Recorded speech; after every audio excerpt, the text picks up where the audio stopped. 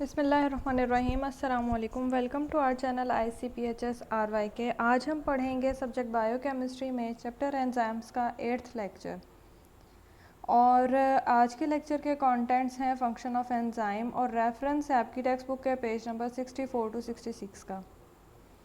तो एंजाइम के function start करने से पहले अगर हम एंजाइम का मैकेनिज़्म एक बार रिवाइज करें तो इस वक्त आपके सामने जो इमेज है ये शो कर रही है कि एंजाइम किस तरह से अपना फंक्शन शो करता है। इस वक्त इस स्ट्रक्चर में, इस फिगर में, इस इमेज में जो ग्रीन कलर की स्ट्रक्चर नज़र आ रही है वो सबस्ट्रेट को रेफ़र करती है, वो सबस्ट्रेट को ज़ाहिर करती है।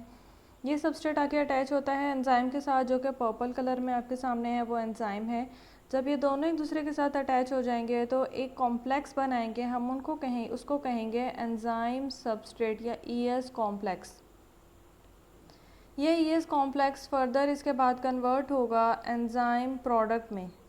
और इसके बाद की जो आपको स्ट्रक्चर नज़र आ रही है वह अगर आप गौर करें तो सबस्ट्रेट में और प्रोडक्ट में थोड़ा फ़र्क नज़र आ रहा है। उसमें एक बॉन्ड बीच से टूट रहा है जो कि हाइड्रोलिसिस की वजह से, जैसे कि इस स्ट्रक्चर में आपका सबस्ट्रेट है सुक्रोज़, तो उसकी होगी हाइड्रोलिसिस और ये एंजाइम होगा सुक्रेज़।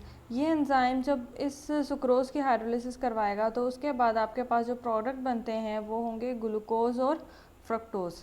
जब ये प्रोडक्ट बन जाएंगे तो वो रिलीज़ हो जाएंगे और उसके बाद आपका एंजाइम फ्री हो जाएगा और वो दोबारा दूसरे सबस्ट्रेट के साथ जाके अटैच होके उसके साथ बाइंड होके इसी तरह से एक और सबस्ट्रेट को कैटालाइज करवाने के लिए तैयार होगा। फंक्शन ऑफ एंजाइम की तरफ चलते हैं तो enzyme plays a vital role in our daily life. They perform following important function. वो इंपॉर्टेंट फंक्शन कौन से हैं? सबसे पहला है डिक्रीज इन एक्टिवेशन एनर्जी। तो एंजाइम तो करते क्या हैं? ये बायो कैटालिस्ट हैं, बायोलॉजिकल कैटालिस्ट हैं, तो ये बायोकेमिकल रिएक्शन को स्पीड अप करेंगे। और इस वक्त हम बात कर रहे हैं कि वो एक्टिवेशन एनर्जी कम करते हैं। तो बेसिकली एंजाइम जो कैटालिस्ट के तौर पे काम करते हैं, जो बायो कैटालिस्ट के तौर पे काम करते हैं, तो उनके काम करने का तरीका यही होता है कि वो एक्टिवेशन एनर्जी को कम करते हैं। अब एक्टिवेशन एनर्जी क्या है? Energy provided to a chemical system. वो एनर्जी जो आप किसी भी केमिकल सिस्टम को देंगे, प्रोवाइड करेंगे with potential reactants to result in a reaction. वो एनर्जी जो आप किसी भी केमिकल रिएक्शन को देंगे, केमिकल सिस्टम को देंगे, या वो एनर्जी जो किसी केमिकल सिस्टम को चाहिए होगी ताकि वो रिएक्शन कैरी आउट करवा सके और रिएक्टेंट को प्रोडक्ट में कन्वर्ट करवा सके, वो एनर्जी रिएक्शन को स्टार्ट करने के लिए, या आप कह सकते हैं एक्टिवेट करने के लिए जो एनर्जी चाहिए, हम उसको कहेंगे कि वो एक्टिवेशन एनर्जी है।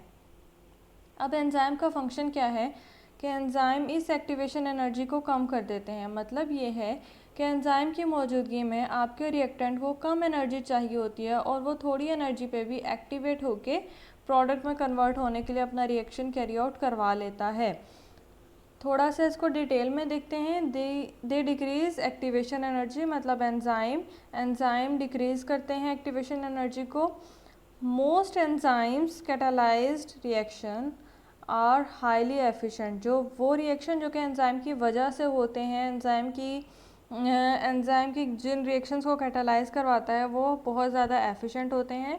Proceeding from 10⁻³ to 10⁸ time faster than uncatalysed reaction. अब इसका मतलब ये है कि अगर आपके पास कोई रिएक्शन है जिसको आपने कैटालिस्ट की मौजूदगी में कैरी आउट करवाया है, और अगर आप उसके साथ कंपेयर करें उसी रिएक्शन को जिसमें आपने कैटालिस्ट ऐड नहीं करवाया, तो वो ऐसी कंडीशन में वो रिएक्शन जिसमें कैटालिस्ट मौजूद है वो ज़्यादा तेज़ी से अपने प्रोडक्ट में कन्वर्ट होगा। एग्जाम्पल है आपके पास इस वक्त H2O2 की, जो कि कन्वर्ट हो रहा है H2 और O2 में, और इसकी जो एनर्जी है वो 18,000 कैलोरीज पर मोल है। और अगर यही रिएक्शन किसी एंजाइम की प्रेजेंस में कैटालाइज करवाया जाएगा तो इस वक्त ऐसे रिएक्शन को एंजाइम की मौजूदगी में 18,000 के बजाय सिर्फ और सिर्फ 2,000 कैलोरीज की ज़रूरत होगी एक मोल को कैटालाइज करवाने के लिए। तो ये एक्टिवेशन एनर्जी को कम करवा देता है। मतलब ये कि थोड़ी एनर्जी पे भी आपका जो रिएक्शन है उसको कैरी आउट करवाएगा और थोड़ी एनर्जी की प्रोविज़न पे भी, थोड़ी एनर्जी की सप्लाई पे भी जो रिएक्टेंट है उसको प्रोडक्ट में कन्वर्ट करवा देगा। तो इस वजह से एंजाइम्स जो हैं वो स्पीड अप करते हैं केमिकल रिएक्शन को। ये आपके सामने जो इमेज है, अगर आप इसमें देखें तो ये रिएक्टेंट है जो कि प्रोडक्ट में कन्वर्ट हो रहे हैं। इसको एरो से शो किया जा रहा है। ये रिएक्टेंट हैं जो कि प्रोडक्ट में कन्वर्ट हो रहे हैं। अब ये रिएक्टेंट और जो प्रोडक्ट में कन्वर्जन होने वाला जो मैकेनिज़्म है, जो प्रोसेस है, वो एंजाइम और एंजाइम के बग़ैर उनमें कितनी एनर्जी चाहिए ये आपको ऑरेंज ग्राफ से शो हो रहा है। तो अगर विद एंजाइम हम इस रिएक्शन को कैटालाइज करवाएंगे तो हमें कम एनर्जी चाहिए होगी as compare to without enzyme. तो विदाउट एंजाइम एंजाइम के बगैर ज़्यादा एनर्जी चाहिए होगी सेम वही रिएक्शन को परफॉर्म करवाने के लिए।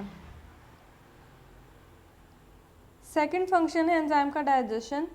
एंजाइम डाइजेशन में भी रोल प्ले करते हैं। अब डाइजेशन का क्या मतलब आप लेंगे इस वक्त, तो डाइजेशन में हम कहते हैं कि टूटना। अब टूटना क्या हो रहा है इस वक्त, किस चीज़ की ब्रेक डाउन हो रही है? इस वक्त लार्ज या कॉम्प्लेक्स मॉलिक्यूल की ब्रेक डाउन हो रही है स्मॉलर या सिंपलर मॉलिक्यूल में। They play important role in digestion for the conversion of large complex and non diffusible molecule into smaller, simple and diffusible molecule. अब एग्जांपल है आपके पास अमाइलेज, ट्रिप्सिन और लिपेज। अब ये तीनों एग्जाम्पल हैं एंजाइम की। ऑब्वियसली इन तीनों के एंड में एज है तो ये एंजाइम के नाम है।